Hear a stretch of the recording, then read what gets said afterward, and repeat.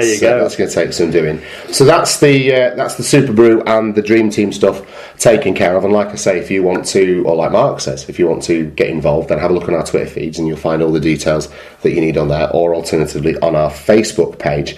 More broader feedback then, Mark. Who's been getting in touch since the season preview? Well, we've had a few bits just on the back of the preview episode. So we'll start with Alan Walker. He said, great ep from the boys, strong predictions from all listeners, plus new geography facts from Mark. Yeah, I got you both with my bit about...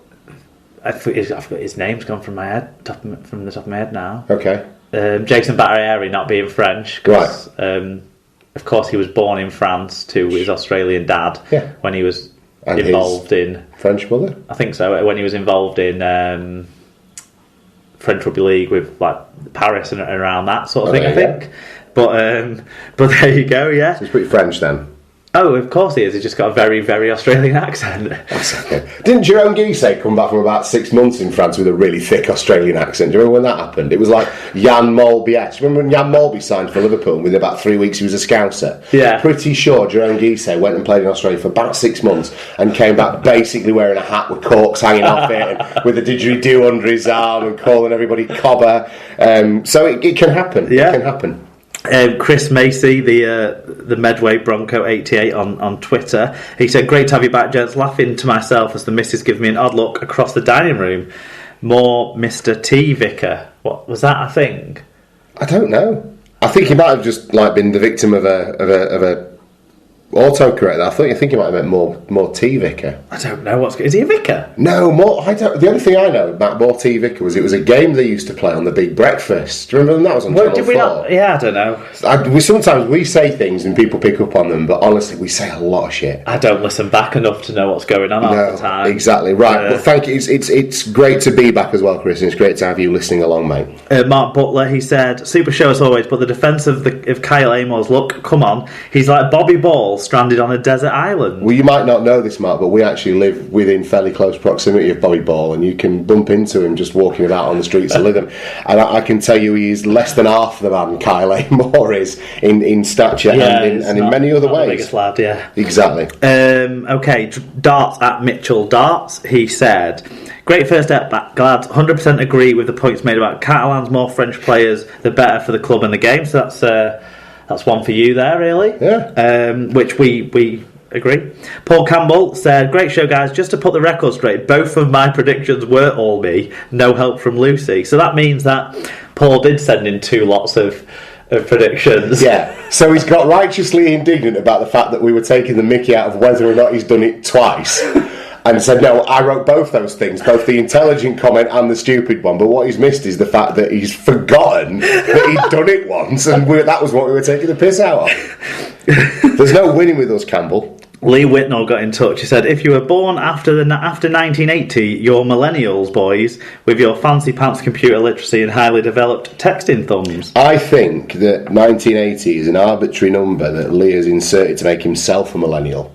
Because he doesn't want to admit, because he's a couple of years older than me, I think. Is he? I suspect. Well, you're only on the cusp of millennial. By least, no, I was very, very, very, very happy to find I was a millennial. I don't feel like a millennial, so yeah, maybe that's part of what being a millennial is. Maybe yeah, it's a state of mind as much as exactly as an age. Exactly, yes. Although I did learn this week that apparently, if you're under the age of 25, yeah. The generation under the age of 25 is the first generation in history to be having less sex than the previous generation than its parents were.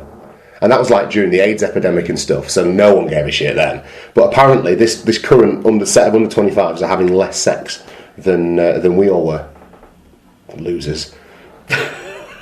They can't be having a lot of sex then, because under age of 25. When I say we, I mean the group that we belong to, not you and I specifically, perhaps. But yeah, that's what I discovered. But I'll talk more about that in my SLP recommend. Fair enough. Yeah.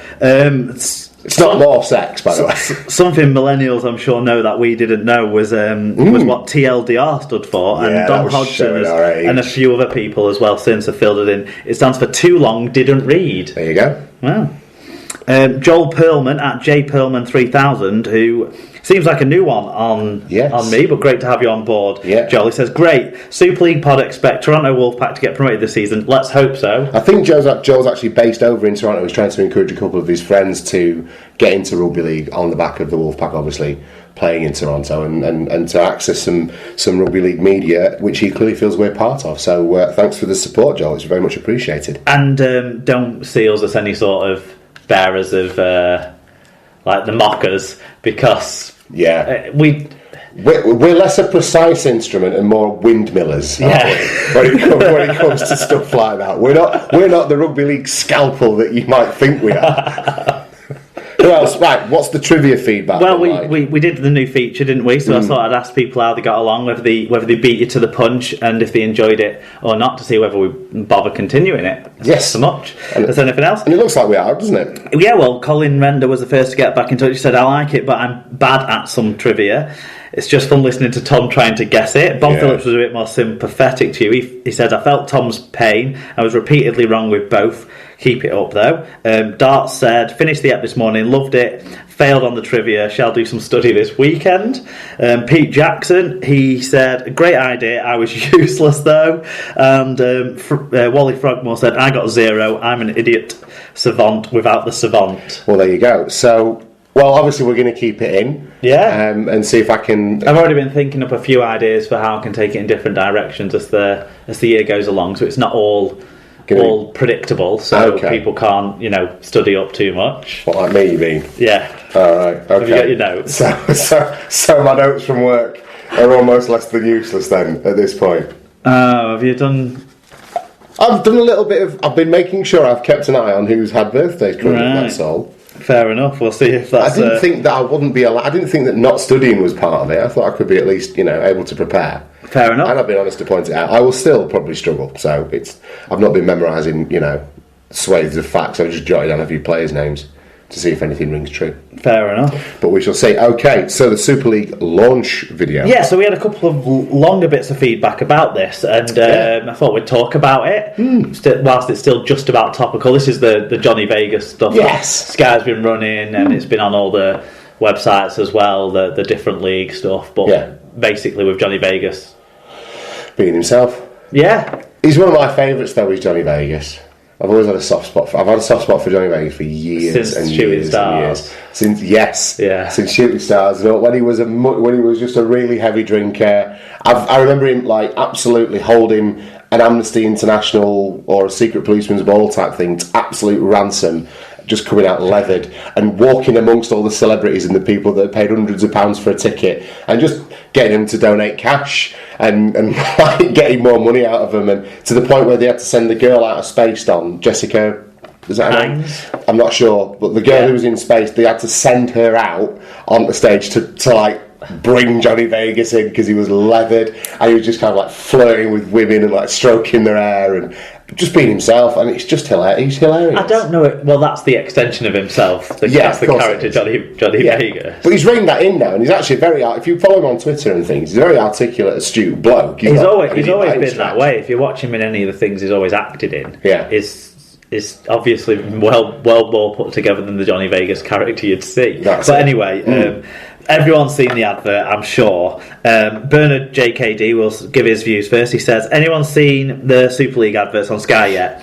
Is all we are getting that Johnny Vegas brief skit? Sky appear to have given up caring now why I ended my subscription. Murdoch's cronies show no respect.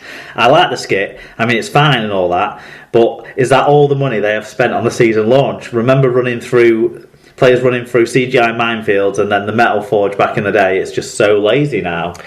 I'm not sure if it's lazy. I just think times change, don't they? And the way that you pitch the sport is different. And, this appeals probably quite broadly in terms of he's a fairly recognisable, certainly national celebrity. He's been in international movies and stuff, but never big parts. He's a recognisable national figure with a vested interest in our sport. So I don't particularly mind that he's the spokesperson for it. And it does allow us to poke fun at ourselves from time to time as well. But I mean... Well, yeah. Well, Chris Macy, who's got obviously his view will be from a rugby league convert from down south angle. He sent us an email. He said, "Evening guys, seeing as we're all gearing up for the new season with varying degrees of excitement, I thought I'd share my 2 pence on the new Super League advert that Sky launched recently, and hopefully we'll get to hear your thoughts about it too. See, I both like and dislike it relatively in a relatively equal measure. On the one hand, I feel it's a brilliantly done piece of advertising. Johnny Vegas pretty much nails it when describing how we all feel when we watch rugby league. The humour in it was good, and getting well-known players involved was also a plus. It appealed to us as rugby league fans." And that brings me to what I dislike about it. It will only appeal to us rugby league fans. The people that, with or without a promo, we're going to watch the season anyways. He makes mention of the emotions we go through, gripping finishes, giving it all, the 80, etc.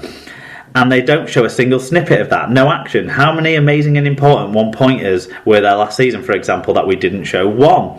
Also, I reckon we're the only sport that will find it appealing to some to slag off other sports in its promo, going so far as to almost mention Union, but not like it's Lord Bloody Voldemort. And you'd get turned into something unnatural if you did mention it. This won't have any positive effect on non-RL fans, I feel, as a result. But overall, I still enjoyed it, but I'm a convert in a big way, so I was going to enjoy it. Here's to a cracking season of your much-loved podcast. Very nice. Cheers, Macy. Well, I tend to agree I'll pick up on a couple of those things. Mm. They have done a version of the advert as well that features game footage, and then Johnny Vegas just sort of jumps in at the end with a comedy bit. That encourages you then to see the full video online sort of thing. So I think they have thought about it more than maybe when we first saw the original video. They have thought about it a bit more than that. I actually don't... I get that people will look at it and think it's just a northern bloke spouting off about a northern sport, but I think you need to have a lot bigger picture of view than that. One, yes, it is a northern sport, so if you're going to get someone who actually genuinely loves the sport to convey how much they love the sport, you're probably going to start with a northern celebrity. Yes. But two, he's not just a northern celebrity. No. He's in nationally well-watched sitcoms like Still Open All Hours and Benidorm. Do you know what I mean? Yeah. It's not like people from other parts of the country don't recognise him. Yeah. For 6 Lives of the Potato Men. For other things. That was brilliant. Other than just being a northerner. Yeah. And he's a great ambassador for our sport in that he'll go on TV wearing rugby league merchandise. Yes. No one else fucking does, so we should embrace him for that and not criticise the fact that he's northern like it's a polarising thing. And then the third point for me, and I know Chris wasn't doing that, but other people have. The third thing for me is, so what if you've got a comedian taking the mick out of other sports? Find me people who like other sports other than football who don't think football is soft. Find me people who like football who don't think football is soft. Yeah. Do you see what I mean? The jokes that they were making, everyone makes. Yes. It wasn't the only one that's slightly more in-jokey was the Union one, but it was done for laughs. It wasn't done to piss anyone off. Do you know what I mean? Yeah, I do. And this is how I think it's like you can't do anything in rugby league without people, and this isn't a criticism at Bernard or No, Chris, this is just a conversation that they've provoked, without people having a gripe with it. Yeah. And I actually think it's celebrating all that we are in the clips, in the videos, and that doesn't necessarily mean we have to feel like it's mutually exclusive. And then one final point, rugby league is slipping away from its core audience anyway because we all moan so much about everything. Yeah. And because the RFL has got so many things that we don't understand why they're doing it, we don't know, we feel like they've lost touch, or the game's moving away from people in terms of economically viability to go to all the games that you want to go to, and there's 30 of them a season you have to go to, and all this sort of stuff. It's stretching the barriers of the fans linking into the sport anyway. Yeah. So why not try and reconnect with some of those people as well as give an entertaining skit that appeals to the wider job? That's my take. No, I fully agree with that. I like the idea that you've got to look after your core fan base as much as you've got to try to expand things, and I think that this does this in a success. The only thing I thought alongside it would be maybe if they got that, who's that one-legged Australian fella? He does the Adam last leg. Hills. Adam Hills. Maybe they will have asked him to be involved. I would have thought the people putting this together all have tried something along those lines. I'm not sure Maybe how much that they think about that. If I was the RFL, I'd have a list of rugby league supporting celebrities, and I'd get in touch with them all as much as I could to say, look, will you do us a favour and just retweet this or something, lads? Yeah. Like, we'll send you £100 in the post. Cheers. Exactly. Well, we could have had a much worse advert than if Johnny Vegas had said no. We'd have that lad that was in